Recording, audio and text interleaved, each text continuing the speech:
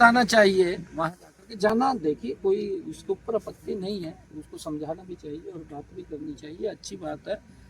हमारी भी उनके साथ सहमति है, परंतु हम काम कर रहे हैं। इनके ये बताना चाहिए, क्योंकि विनय फोगाट को शायद उसकी जानकारी नहीं है कि इनकी सरकार ने क्या किया है।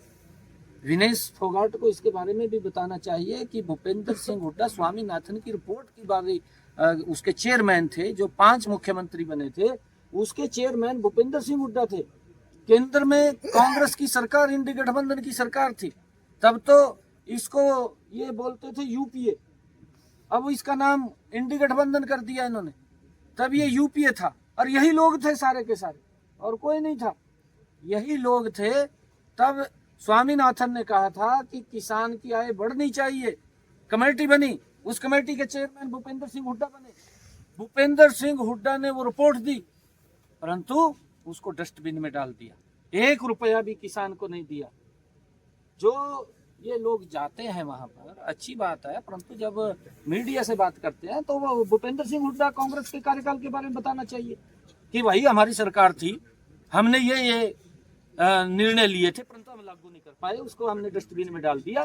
परंतु हमने जो भी निर्णय किया, या हमने जो कहा है या नहीं भी कहा है, हमने किसान हित के अंदर मजबूती से लागू किया। हमने पराली के प्रबंधन को लेकर के काम किया, किसान की पैदावार हो। और मैं हरियाणा के किसान का दिल से धन्यवाद करता हूं कि उन्होंने उसके अंदर सहयोग किया। बहुत बधाई के साथ पार्टी जो भी अच्छे काम होते हैं उनका तो विरोध कांग्रेस पार्टी की डिक्शनरी में लिखा हुआ है। वो सबसे पहले आकर के उसका विरोध करना, प्रशंसा नहीं करनी।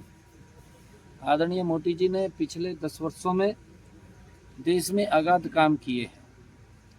जितने काम कांग्रेस ने 55 सालों में नहीं किए, मोदी जी 10 सालों के अंदर डबल इंजन की जहां जहां सरकारें भी रही हैं, वहां प्रदेश में भी और देश में भी गति से काम हुआ है।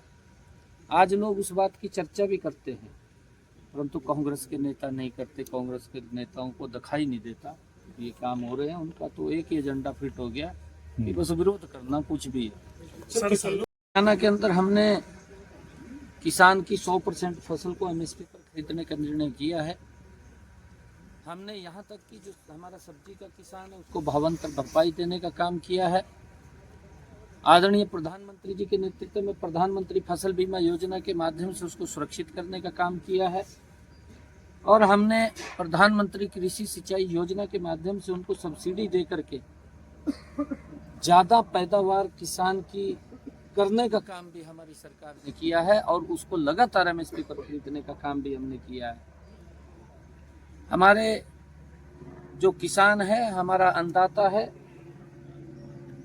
हम किसान जो हमारे कांग्रेस के लोग हैं जो इसके ऊपर राजनीति कर रहे हैं, चाहे आम आदमी पार्टी है, वो आश्वस्त करें। पंजाब के किसानों को भी इस बात को लेकर के उन्होंने आश्वस्त करना चाहिए कि आपकी पूरी फसल हम एमएसपी पर खरीदेंगे, वो बोलना चाहिए। पता नहीं क्यों इसके ऊपर राजनीति कर रहे हैं, परंतु दुर्भाग्यपूर्ण है। हमारा किसान है, हम किसान से आग्रह करेंगे कि मोदी जी ने जो काम किए हैं वो किसान की मजबूती में ऐतिहासिक काम किए हैं।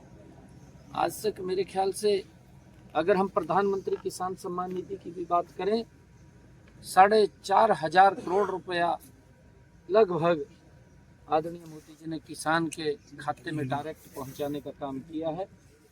और हमने हरियाणा के अंदर, हम देखते भी हैं, हरियाणा में हमने अपने किसान के लिए चाहे ट्रैक्टर को भी सब्सिडी पर देने की बात हो, और चाहे अन्य एग्रीकल्चर इंस्ट्रूमेंट उसको सब्सिडी पर देने की बात हो, हमने लगातार किसान को सब्सिडी के ऊपर दे करके उसके खर्चे को कम करने का काम हमारी सरकार ने किया है, और लगातार हम कर रहे हैं।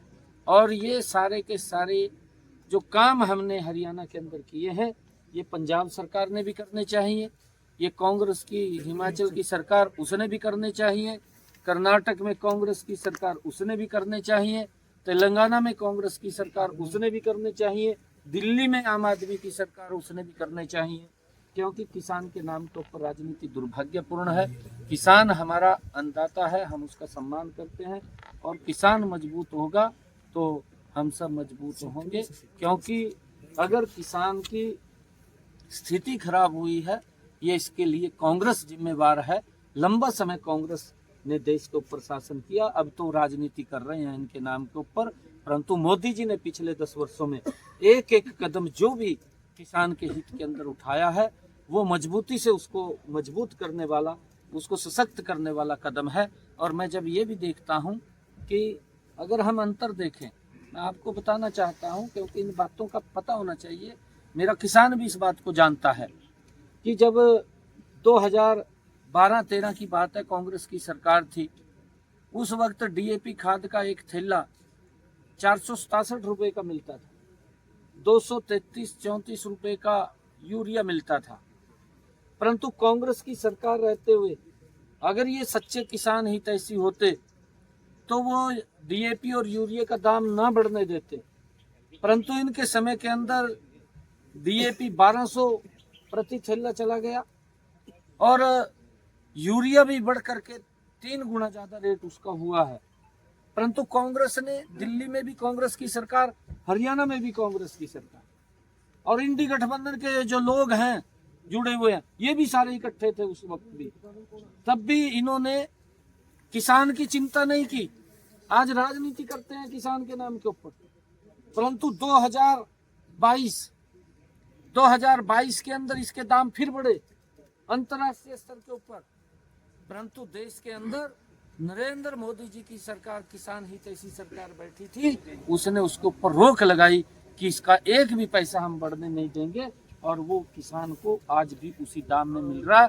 अगर आप अंतर्राष्ट्रीय स्तर के ऊपर उसके यूरिया या डीएपी के खाद के भाव देखेंगे तो डीएपी खाद अगर हमारे पड़ोसी देश है, चाहे चीन है, पाकिस्तान है, चाहे उधर बांग्लादेश है, पड़ोसी देशों के अंदर अगर आप लोग पता करेंगे तो वो 3000 रुपये का थैला 3500 रुपये का मिल रहा है। कई राजनीतिक दलों के लिए लोकसभा के अंदर रखा गया है, इंट्रोडक्शन के लिए रखा गया, चर्चा के लिए रखा गया है।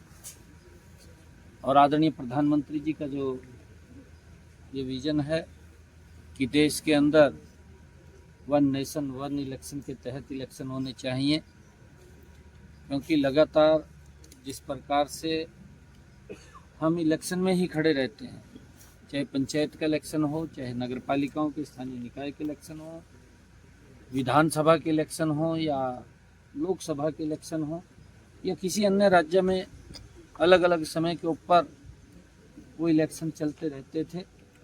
खर्चा भी ज़्यादा होता था क्योंकि पूरी ताकत, पूरी मशीनरी लगती, और खर्चे के साथ साथ विकास में भी धीमापन आता था, विकास की गति भी नहीं बन पाती।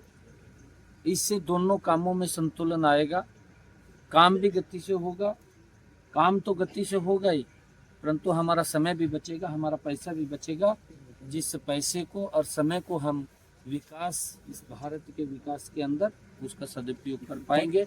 ये आदरणीय प्रधानमंत्री जी का जो विजन है वो सराहनीय है, उसकी हम पूरी प्रशंसा करते हैं।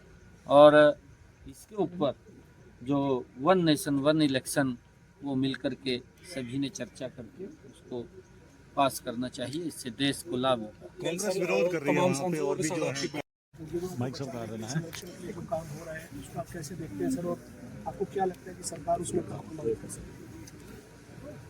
देखिए, मैं जो गिद्ध प्रजनन केंद्र बिंजौर में, क्योंकि एक बड़ी प्रजाति, गिद्धों की बड़ी प्रजाति जो विलुप्त हो रही थी लगातार, और ये पिछले लगभग 2016 से यहाँ पर ये सेंटर बना, उनके गिद्धों के प्रजनन का केंद्र, इस स्थान के ऊपर हर वर्ष लगातार उसमें बढ़ोतरी हो रही है। पिछले दिनों 8 गिद्धों को यहाँ छोड़ा गया था, और आज भी 25 गिद्धों को छोड़ा गया है। हम देखते हैं कि हमारे इस प्रकृति का संतुलन बनाने के लिए हर प्रकार के जो भी जीव जंतु इस धरा के ऊपर हैं, इस पृथ्वी के ऊपर हैं, वो कहीं न कहीं इस प्रकृति का संतुलन बनाने में उनका अपना अपना स्थान के ऊपर योगदान है। ये गिद्ध की भी एक अपनी वातावरण को स्वच्छ रखना, वातावरण को शुद्ध रखना, उसमें एक बड़ी भूमिका गिद्धों की होती है। और ये पिछले 1990 के बाद लगातार ये कम होते चले गए और अब जो करोड़ों में इनकी संख्या होती थी अब लाखों में इनकी संख्या वो दिखाई देती है। हमारे फॉरेस्ट विभाग के अधिकारी और हमारे जो MNBC के जो MOU साइन हुआ है उसके हमारे यहाँ के जो पदाधिकारी हैं वो मिलकर के इस गिद्ध प्रजनन केंद्र के अंदर कार्य कर रहे हैं और इसको लगातार, क्योंकि कई यहाँ पर हमारे इस सेंटर के ऊपर जब उनको छोड़ा जाता है तो उनकी संख्या में बढ़ोतरी हो रही है। मुझे खुशी है कि इस जो केंद्र के ऊपर काम हो रहा है इससे जो हमारा प्रकृति का संतुलन बिगड़ा है उस प्रकृति के संतुलन के अंदर वो ठीक होगा और उसकी संख्या बढ़ रही है। सर आज लोकसभा